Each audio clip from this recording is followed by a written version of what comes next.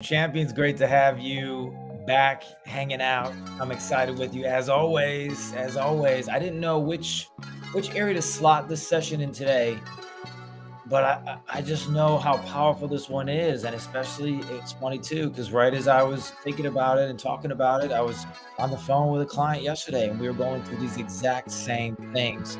And my lights are red. Anyway, and so I want to talk about the things that you don't want to do, the uncomfortable, right? Uncomfortable questions, uncomfortable environments, the things in your life that are uncomfortable. They make you think a couple times before you do it, right? They cause you to irk. There's all those things, and as you know, they're fears. There's all that stuff. But I want to start with a story as I always do, of a group of guys that I really love. And let me share my screen with you. 'Cause today's a little bit, we're gonna crunch into awareness, and inside of this awareness, we're gonna go through a lot of these things of what you don't wanna do, these uncomfortable situations, right? And the story that I'm gonna get into is a few guys named, like, Yes Theory. If you don't know who they are or what they do, I stumbled upon them a few years back, and they're just so much fun. These guys, their motto is to seek discomfort, but check them out on YouTube. There's everything you need to know. I mean, there's all of these crazy things that they do. But the way that it started was a bunch of guys, a couple guys, and it was called Project 30.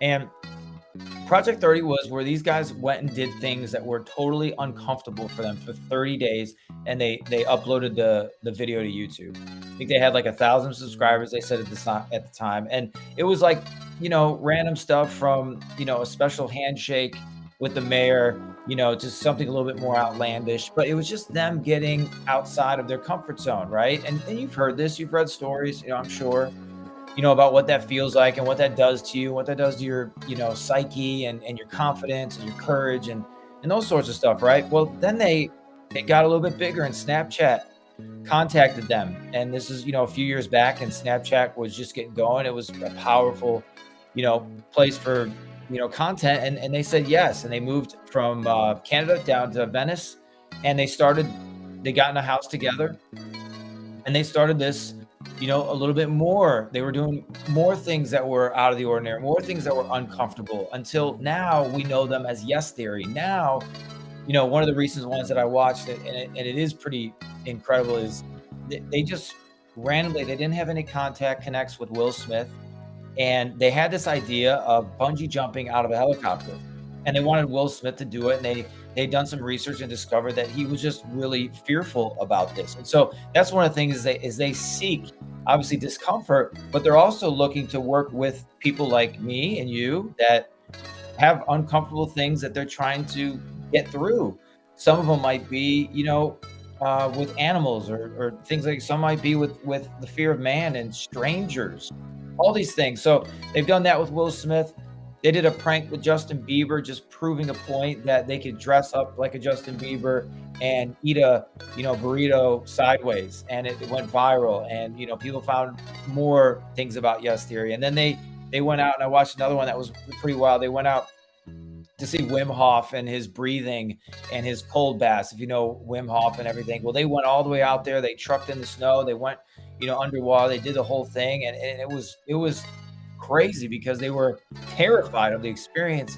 But as they did it, as they got through it, they got the confidence. They got this courage, and now they lead this tribe of millions of subscribers, like you and me, that sometimes we just need to be challenged.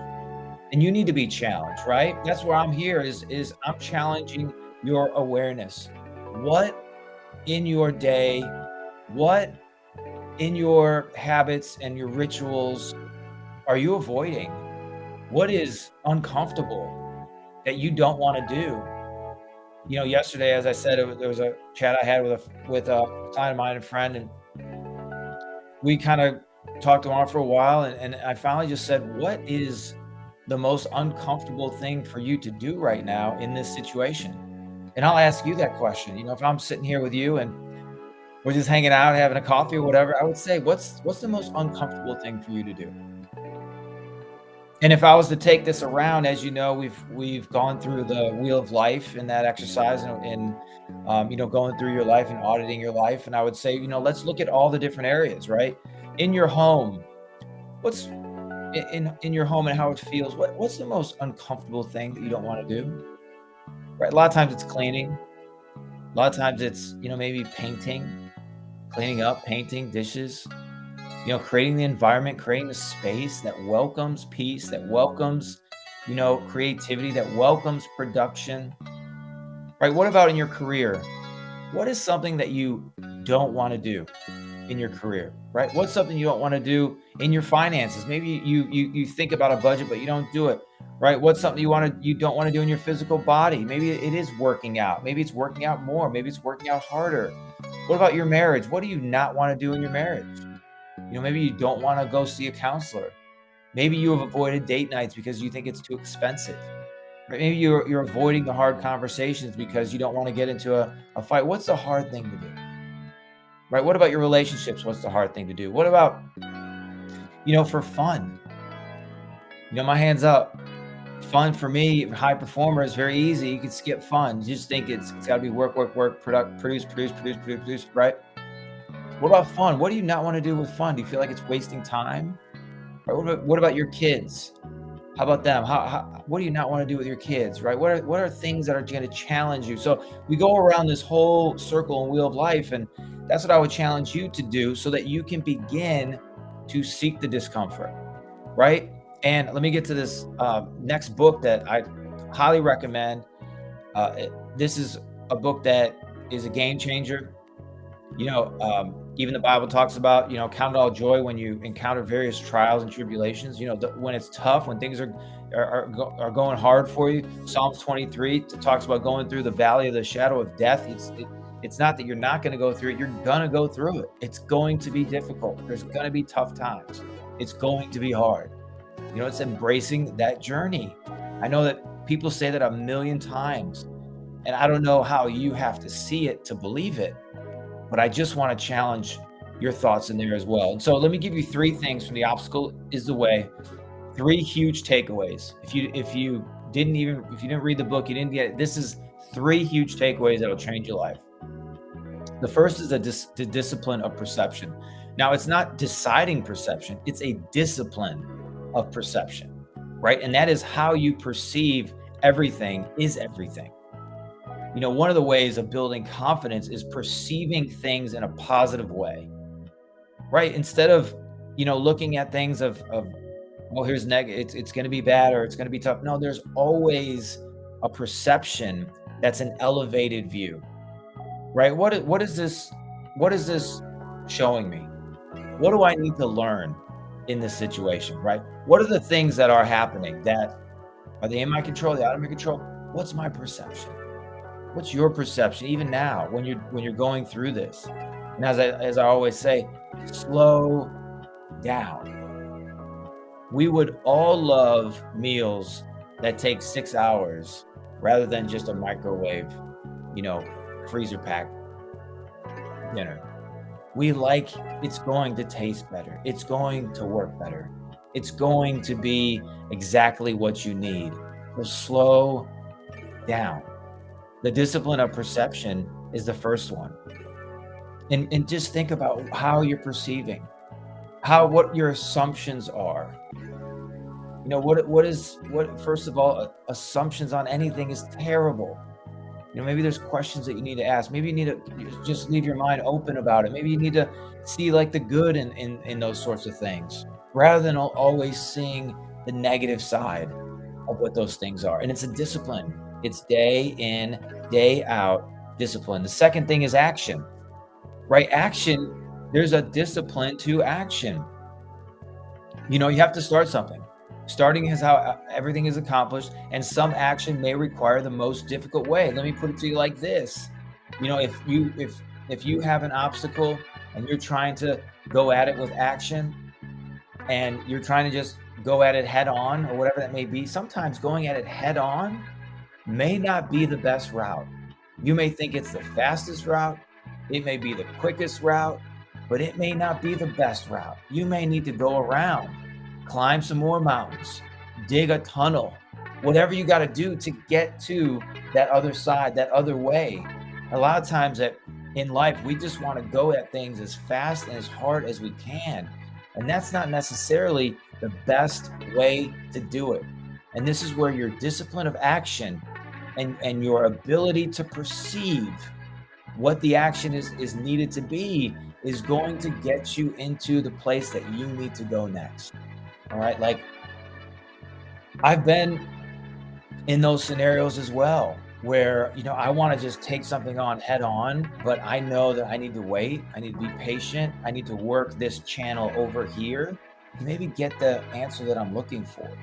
Think about how action is in your life, but thinking of it in the way of discipline. The third thing is the discipline of the will. Your internal power, your internal willpower, nobody can touch. I mean, that is your nuclear reactor for your life. It is energizing and it's giving you the power you need to do what you need to do. Now, a lot of people just think that will is just crushing through things and being a beast mode and all of those things, but really true willpower, it's quiet humility, it's resilience, and it's also flexibility. So think about your will in certain areas of your life. You ever been around somebody that, they just they just will it. They'll just be like, we will do this thing. And they're like a bull in a china shop. It's just like, yeah, you got it done, but geez, I mean, everything is destroyed. Right? That's a way of willpower, but that's not necessarily what willpower is. Willpower is the quiet humility, the resilience to get back up, the humility to be able to work at these things in your willpower on your own. You don't need to shout from the mountaintops how great your willpower is, but that your daily disciplines are working out your willpower, right? And your flexibility in those issues. So the obstacle is the way. It's thinking along those lines and these disciplines that's going to get you into thinking in those terms, right? We're going to get into 5 things as well next about how this will how the obstacles, how you're going to get through them. What do those look like practically? Okay, it's not just a conversation that you need to have, but I write down, even in my journal, every day, what do I not want to do today? And I don't mean not want to, there's certain ways to take that. But when I say what I not want to do, it's really in terms of what am I afraid to do? What am I a little bit anxious or nervous to do and why? And when I start feeling those feelings, those are the signs of actually what I need to do.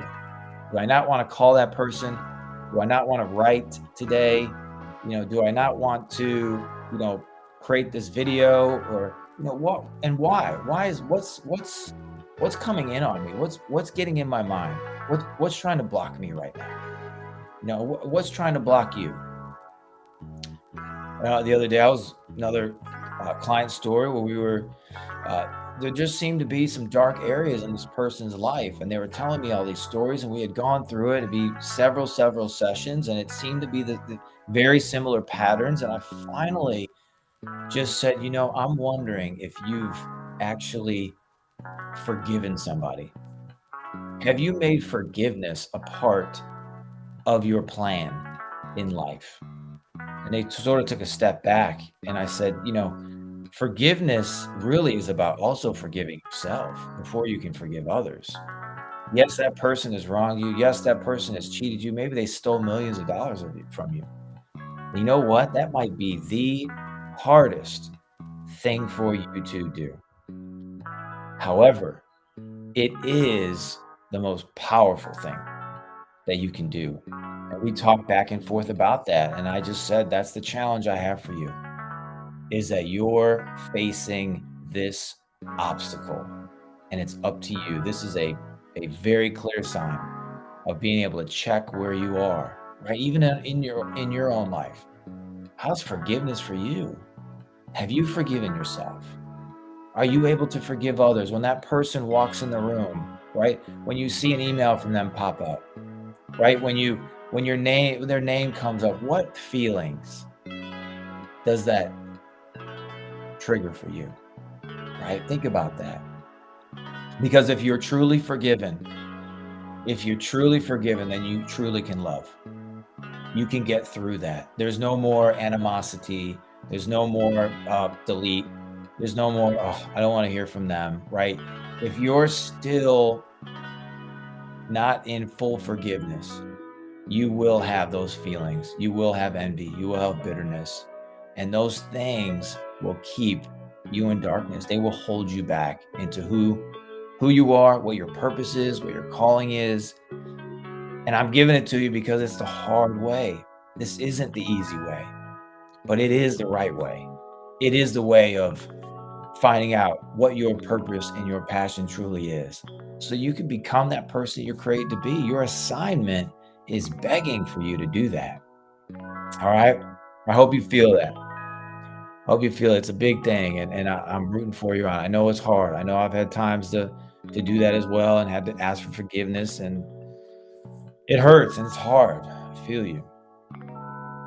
This quote here, Marcus Aurelius: choose not to be harmed, and you won't feel harmed. Don't feel harmed, and you have not been. You know, this is really about your road and your journey. I can't tell you how many times I've sat with people and, like yourself, and when I ask them about what's the hard thing that they don't want to do, what's the maybe business that they don't want to start, they tell me it's hard. They tell me that they don't have the money. They tell me that, they don't know where to start. They don't know where to begin. They tell me that they're angry, that they're disappointed in their life. My hands up. I'm there. I've been there. I've lived there. I've dwelled there, and it hurts. If you can see me right now, I can literally feel my nose getting tingly with tears, if you know what that feels like. I know what that feels like. But it also, you have to look here what Marcus is saying. If you're not feeling harmed, then you haven't been. Psalms 23 says that you will walk in the valley of the shadow of death. You will. Life is going. That is the way that you will have to go at some point. You will encounter trials. You will encounter tribulations. You will encounter tough days. Yes, that is a lot of time the way. And that is also, in order to feel the pain, that's what makes the progress so purposeful. So you don't let the pain is going to be there, but without the pain, you're not going to feel the purpose. It's like without the disappointment, you can't fully experience joy. Without anger, right? And those feelings that happen, they're real and they hurt. I've been there. Hands up. Without it though, you can't really have joy. You can't really know what those things are. And so this way, these trip ups, these tripwires, these blind spots that maybe we're uncovering here, that's perfect. That's the perfect you. That's what Brene Brown says the gift of imperfection. And that is how you are fearfully and wonderfully made. You have to know that. All right. So there's 5 key areas. Excuse me for a second. 5 key areas we're going to get into about your comfort zone. So I want you to think about these comfort zones. I want you to think about these areas that we're going to go over, because these are the ones that are probably more practical, right? So when I say think things that are outside your comfort zone, well, look at this: working out an extra day or an extra hour or an extra minute. Ed Mylett is a great example. A lot of times with comfort zone, he says one extra rep. Another comfort zone is taking a walk instead of watching television, making phone calls instead of sending text, reaching out to people to check in on them, right? Don't you like to be checked in on? Don't you like when someone's like, hey, how you going? I was just thinking about you. Isn't that nice? What's uncomfortable for you to do? Oh, they don't want to hear from me. Oh, who am I, right? What do I have to say? What's so important that I'm doing? No, that's you being in your comfort zone. That's you not getting into that difficult way. Get out there. Send what you need to send. Say what you need to say. Be who you need to be. Remember what it's like to be that child again. Just the other day, I was out with my youngest. She's 4. And I don't know if you ever hung out with a 4-year-old, but I mean, they just at least my 4-year-old, she's just ready to dance at anything. She hears a song and she's dancing. Uh, we walked down the street. We were at a nearby mall, an outside mall, and then a song comes on, and her and I are dancing. Right, uninhibited, without fear, no fear of man, just letting herself be, letting herself do. And that is the beauty of life. That is the challenge. That is getting out of the comfort zone. That is the seeking of discomfort. That is the way to find your purpose and your passion. As you start to uncover and you unwrap, and all of a sudden your shirt tears open and you realize you got a Superman shirt underneath, right? Because that's the superpowers that you have. That's what we're doing. That's what we're uncovering. The next area in these 5 key areas is things that go beyond what is expected or required. Ed Mylett, I mentioned his one extra rep strategy is with what he does when he works out. He always says when I work out and I train to do one extra rep. And he says that idea, that mindset, he takes it over into work. He takes, one extra thing at work, one extra, call, one extra email, one extra meeting, with his family, one extra, moment with them, one extra, dinner with them, one extra thing that he does, right?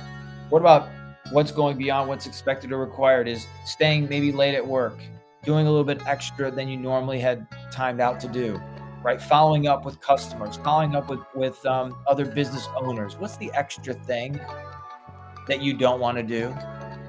It's not expected. It's not required. What's the extra thing? What does it take for you to go above and beyond? Why? Because you're a steward of your life. You've been given talents. Now, what you do with those talents is up to you. You can be ordinary, or you can put a little extra on the ordinary to be extraordinary. That's simple. What is it that you need to do to get a little beyond what is expected or required? These things in these areas, I highly recommend taking the time, copy paste, do what you need to do, and just start taking your own time and writing them down. This is not going to be enough time for you to go through all of these and rush through it. The goal is not to finish. The goal is to become. The goal is to grow. The goal is to grow. It's not to just finish. Next thing, things that are too big to accomplish alone. I tell clients and friends when they're struggling, they're looking for jobs and work and business. I said, your network is your net worth, right? You can't do this on your own, alone. Who's around you? Who's with you? What's the strategy that you have going? Are you in a mastermind? Are you in a men's group? Or, what sort of groups are you in to be able to take you to that next level? Get the right circle of friends. Ask for help. If it's not too big, your dream is too small. This is many times what I have to, sit down with clients and friends and talk about their dreams, talk about their goals, because a lot of times they're so afraid that they don't hit their goal. You got to remember the goal. The goal is not even what's important. It's the growth while you're going for the goal. The goal is actually growth. It's what you become as you start marching toward the goal. You have the goal there. If you hit it, great. If you don't hit it, it's okay. We'll set another goal. But watch the transformation that happens. Watch, even now, as we're talking about, what do you now want to do? Think about watch as you look back and you say, man, I used to, not like waking up. I used to not like, being assertive in conversations. I used to not like asking strangers for things. I used to not like asking for anything. Why? Fear of man. Why? Fear of rejection. Why? Because you weren't living out your assignment. You weren't living in your purpose and your passion. So all of these things become extra things for you to do without a purpose. They're just energy draining. And that's what we're getting you towards, so that every day when you're in your purpose and your passion, you can see, you know what, I need to do that. Why? I'm stewarding this gift. I'm stewarding my purpose. I'm becoming the man or woman that I'm created to become. This is what I have to do. I have to wake up early.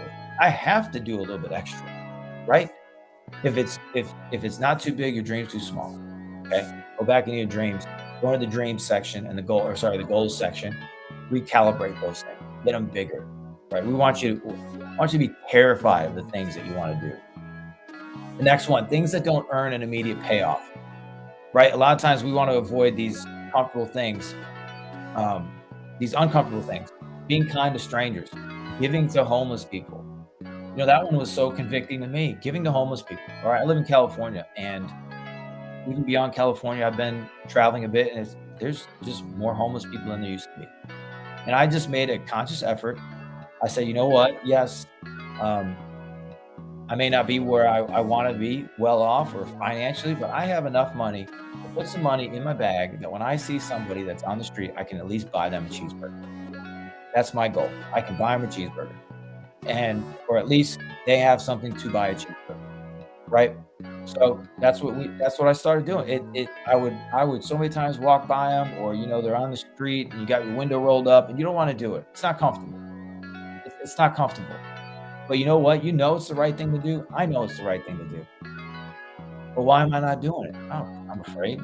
What am I afraid of? Maybe afraid of the cars around me, maybe afraid of the person behind me honking because I'm taking time to give somebody money.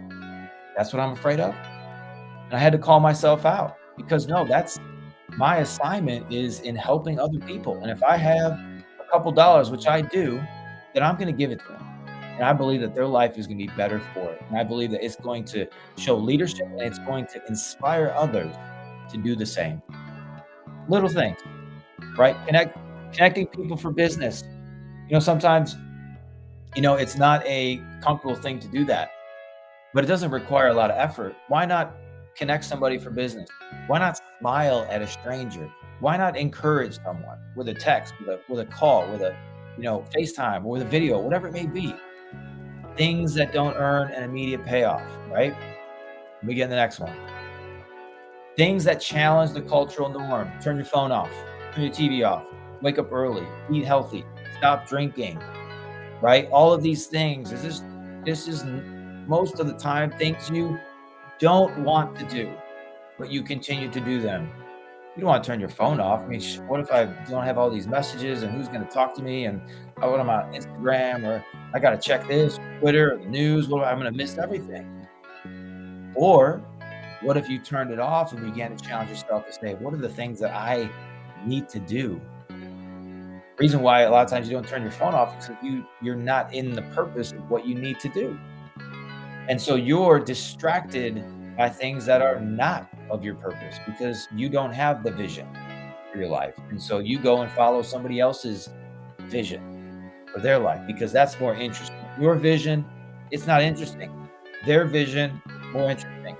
And that's where we're going to uncover this. We're going to uncover these things and this belief, even of yourself, that yes, your vision is important. Yes, your assignment is important. Your purpose is important. Your passion is important. Turn your phone off. Turn your TV off. Grab that book that you wanted to read, right? You can do that. Wake up early. Do the hard things. Do what you don't want to do. Take that extra hour. Maybe it's having a meditation time, a spiritual time. Maybe it's a reading time. Whatever those things are, physical time. You can do it. All right. I know these things are hard, but this is things you don't want to do. 3 keys of personal growth. In a summary, do what's hard for you. Be known for what you do more than what you don't. Pursue excellence, not excuses. We talked about all of these. I think you know what this is going to look like in your own life, right? I think you know what it's going to look like for you. 10 ways. Now, this is for those of you that are in a company, you're in a business, whatever it may be. I'm going to give you these 10, and then we'll be finalizing it up. Okay, 10 ways to level up your team. This is a way of doing uncomfortable things. A lot of these things you don't want to do, but you know you need to do. Start with questions. Seek guidance and others who are also seeking guidance from God or from a mentor, whatever that looks like for you. Walk with the wise. Proverbs 13:20 says, spend time with older, more experienced, godlier people. Right? So how are you helping your teams? You're helping yourself by helping your teams, having the mentors in your life. Don't overlook home field advantage. Look to your family, your parents as your primary mentor. There is times for me, my hands up, raised, I just ask my kids. I ask them what they think. I ask them how I could be a better dad. I ask them what I can do. What can I do better? You want honesty? Get it. Do the uncomfortable things. Tell them.